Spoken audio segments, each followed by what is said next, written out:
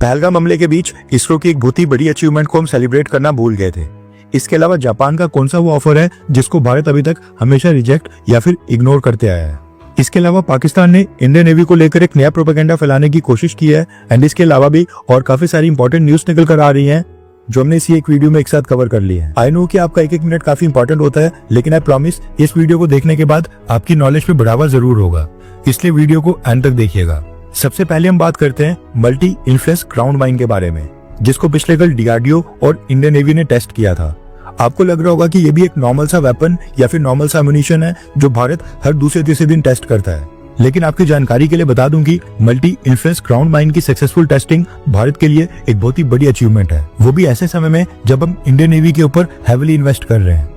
इसलिए हमारे लिए इंपॉर्टेंट हो जाता है कि हम अपने नेवल एसेट्स की भी सुरक्षा करें और जब एनिमी के नेवल एसेट्स, सबमरीन्स या अंडर वाटर ड्रोन्स भारत के क्लोज आ जाएं तो उनको भी टारगेट किया जा सके। यहाँ पर मल्टी इन्फ्लुएंस ग्राउंड माइंस एक तरह का अंडर वाटर माइन है जो stealthy naval warships, under water drones और अंडर वाटर सबमरीन्स को डिटेक्ट करके उनको टारगेट करने के लिए इस्तेमाल किए जाते हैं। ये जो माइंस होते हैं इनमें टारगेट को डिटेक्ट करने के लिए मल्टीपल टाइप ऑफ ट्रिगर्स यानी कि कई तरह के सेंसर्स का यूज किया जाता है। अब जो ट्रेडिशनल माइंस होते हैं उनमें सिर्फ एक ही तरह के ट्रिगर का यूज होता है और वो था प्रेशर। मूवीज में भी आपने देखा होगा कि एक बार माइन के ऊपर आपने पैर रख दिया तो आपका काम तमाम, लेकिन अगर आप माइन के आसपास से भी क्रॉस हो जाओ तो आपको कोई नुकसान नहीं होता था क्योंकि उस केस में प्रेशर ट्रिगर ही नहीं होता था। लेकिन ये जो मल्टी इन्फ्लुएंस ग्राउंड माइंस होते हैं इनमें क्या होता है कि ये एनिमी टारगेट को डिटेक्ट करने के लिए प्रेशर की तरह एक ट्रिगर का इस्तेमाल नहीं करते हैं, बल्कि इसमें प्रेशर के अलावा भी और कई सारे अलग अलग तरह के मल्टीपल ट्रिगर्स का इस्तेमाल किया जाता है। इनमें सबसे पहले तो मैग्नेटिक सेंसर्स का ट्रिगर होता है।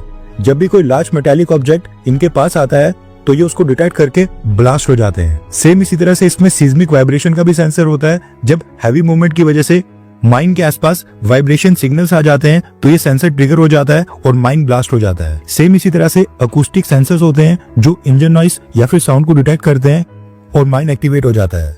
इसके अलावा इंफ्रारेड सेंसर्स भी होते हैं जो हीट को डिटेक्ट करते हैं, यानी कि मल्टीपल सेंसर्स होते हैं। एंड इन माइंस की प्रोग्रामिंग इस तरह से की जा सकती है ताकि जरूरत पड़ने के ऊपर इनकी एक्टिवेशन डिले हो सके, यानी कि ऐसा नहीं है कि पहला वॉरशिप अगर माइन के पास से क्रॉस हो जाए तो एक्टिवेट हो जाएंगे। हम चाहे तो इसको 4-5 नेवल वॉरशिप के क्रॉस होने के बाद भी एक्टिवेट कर सकते हैं। इसके साथ ही मल्टी इन्फ्लुएंस ग्राउंड माइंस को ऑटोमेटिकली और इसके साथ रिमोटली भी ट्रिगर किया जा सकता है। अब इस तरह के मल्टी इन्फ्लुएंस माइंस ग्राउंड के ऊपर यूज करना तो आसान होता है, मुश्किल होता है अंडर वाटर यानी कि समुद्र की सतह के नीचे। लेकिन डीआरडीओ और इंडियन नेवी इन्होंने ये अचीवमेंट भी अपने नाम कर ली है। कहने का मतलब है कि ये भारत के लिए बहुत ही बड़ी अचीवमेंट थी, इसलिए सोचा कि आपको भी पता होना चाहिए। नेक्स्ट अपडेट आ रही है भारत की स्पेस एजेंसी इसरो को लेकर। पहलगाम हमले के कारण काफी सारी इंपॉर्टेंट न्यूज है जो आजकल इग्नोर की जा रही है या फिर उनको इतनी इंपॉर्टेंस नहीं मिल रही है, लेकिन ये सारी न्यूज काफी इंपॉर्टेंस रखती है। और अगर आज पहलगाम हमला नहीं हुआ होता तो भारत में टॉप न्यूज चैनल्स इसके ऊपर एक घंटे के डिबेट और डिस्कशंस कर रहे होते और ये प्राइम टाइम में कवर किया जा रहा होता। कुछ ऐसी न्यूज निकल कर आ रही है भारत की स्पेस एजेंसी इसरो को लेकर, जिसने एक बार फिर से हमें अपने ऊपर गर्व करने का मौका दिया है। दरअसल न्यूज निकल कर आ रही है कि इसरो ने स्पेस में सैटेलाइट्स के बीच डॉग फाइट कंडक्ट करने का एक कॉम्प्लेक्स मिशन सक्सेसफुली कंप्लीट कर लिया है।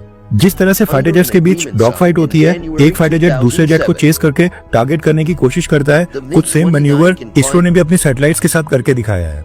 और खास बात यह है कि इसरो का ये एक्चुअली में प्लान मिशन था भी नहीं, यानी कि इसरो ने इसकी तो तैयारियां भी नहीं की थी।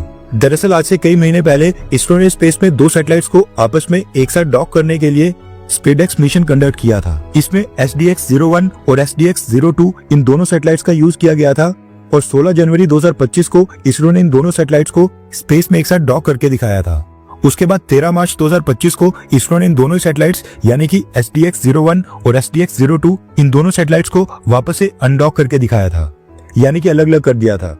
अब हुआ ये कि ये जो स्पेडेक्स मिशन इसरो ने सक्सेसफुली कंप्लीट किया था, इसके बाद भी इन दोनों सैटेलाइट्स में काफी सारा फ्यूल बच गया था और न्यूज निकल कर आ रही है कि इसी लेफ्ट ओवर फ्यूल का इस्तेमाल अब इसरो ने स्पेस में इन दोनों सैटेलाइट्स के बीच डॉग फाइट कंडक्ट करने के लिए किया है। रिपोर्ट्स के मुताबिक ये जो SDX-01 और SDX-02 सैटेलाइट्स थी, इनके बीच डॉग फाइट के दौरान ये दोनों सैटेलाइट्स 28,800 किलोमीटर/आवर की स्पीड के ऊपर ट्रेवल कर रही थी, जो कि एक कमर्शियल पैसेंजर जेट की स्पीड के मुकाबले 28 गुना ज्यादा स्पीड है। मार्च महीने में चाइना ने भी स्पेस में सैटेलाइट्स के बीच इसी तरह की डॉग फाइट करके दिखाई थी, जिसके बाद चाइना की स्पेस एजेंसी की पूरी दुनिया में काफी ज्यादा तारीफ हुई थी। भारत में भी इसके ऊपर कई सारे आर्टिकल्स छपे थे, लेकिन भारत के केस में ये बीच में पहलगाम हमला आ गया। वरना भारत की स्पेस एजेंसी इसरो के लिए भी ये बहुत ही बड़ी अचीवमेंट है, जिसको न सिर्फ भारत में बल्कि दुनिया भर में सेलिब्रेट किया जाना चाहिए। और बड़ी बात यह है कि ये मिशन इसरो ने लेफ्ट ओवर फ्यूल्स का इस्तेमाल करके किसी और मिशन के लिए भेजी गई सैटेलाइट से कंडक्ट किया है।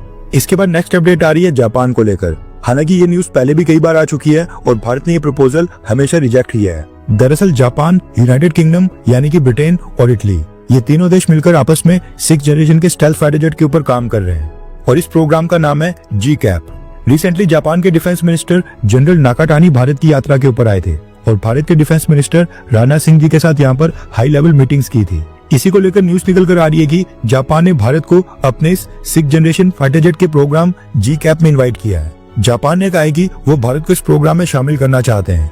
यूके और इटली, ये दोनों देश पहले ही भारत को ऑनबोर्ड लेने का ऑफर दे चुके हैं एंड अब जापान ने भी भारत को ऑफर दे दिया है।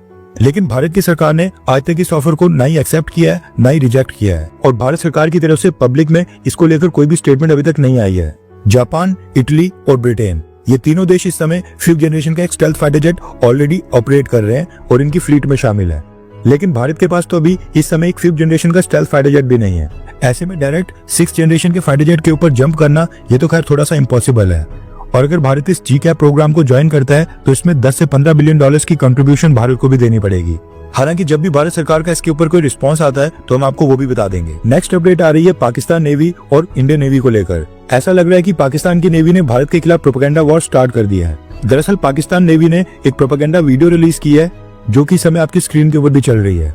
पाकिस्तान नेवी ने फुटेज रिलीज करते हुए कहा है कि उनके रडार्स और मिसाइल डिफेंस सिस्टम ने इंडियन नेवी के P-8I मैरीटाइम पेट्रोल एयरक्राफ्ट को डिटेक्ट करके लॉक भी कर दिया था। पाकिस्तान का कहना है कि उनके पास भी इतने एडवांस्ड रडार्स और इलेक्ट्रॉनिक सर्विलांस सिस्टम है जो भारत के हाईटेक एयरक्राफ्ट जैसे कि P-8I को भी डिटेक्ट कर सकते हैं। इस समय अगर भारत और पाकिस्तान दोनों देशों की तीनों सेनाओं का 1-on-1 कंपैरिजन करें, वैसे तो पाकिस्तान की तीनों सेनाएं भारत के सामने टिकती नहीं है, लेकिन इनमें से जो सबसे वीक है वो है पाकिस्तान की नेवी।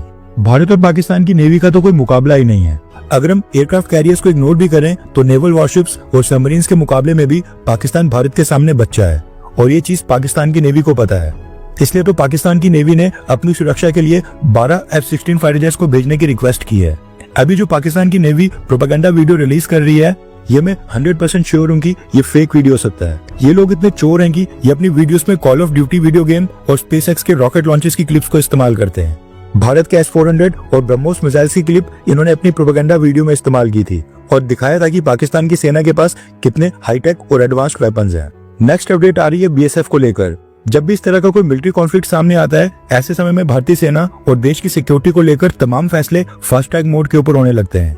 कई सारी डिफेंस डील्स जल्दी से अप्रूवल के लिए भेज दी जाती हैं। हथियारों की टेस्टिंग जो काफी समय से डिले होती है, वो भी लगातार टेस्ट किए जाते हैं एंड इसी तरह के कई सारे स्ट्रेटेजिक फैसले और प्लानिंग भी ऐसे मिलिट्री कॉन्फ्लिक्ट के समय आते हैं। सेम इसी तरह का फैसला BSF को लेकर भी सामने आ रहा है। दरअसल न्यूज निकल कर आ रही है कि BSF की 16 नई बटालियंस को खड़ा किया जाएगा, जिसमें 17,000 पर्सनल्स को ऐड किया जाएगा। ये सारे अगले 5 से 6 साल के दौरान ऐड किए जाएंगे।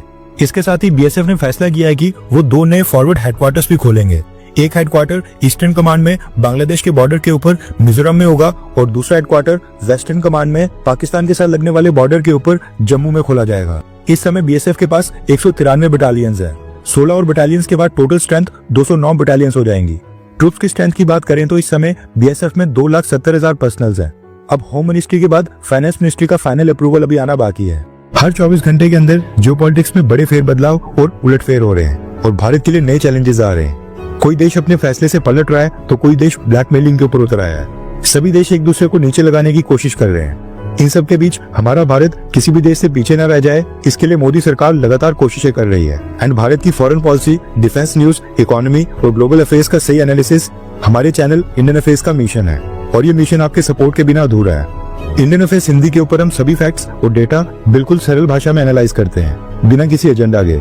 अगर आप चाहते हैं कि इंडियन अफेयर्स का सही और ऑथेंटिक एनालिसिस आप तक लगातार पहुंचे, तो इस वीडियो को लाइक करें और हमारे चैनल इंडियन अफेयर्स को सब्सक्राइब करके बेल नोटिफिकेशन ऑन करना मत भूलिए। आपका एक लाइक हमारे चैनल को ग्रो करने में काफी मदद करेगा और एक सब्सक्राइब ये सुनिश्चित करेगा कि आप किसी भी इंपॉर्टेंट अपडेट को मिस ना करें।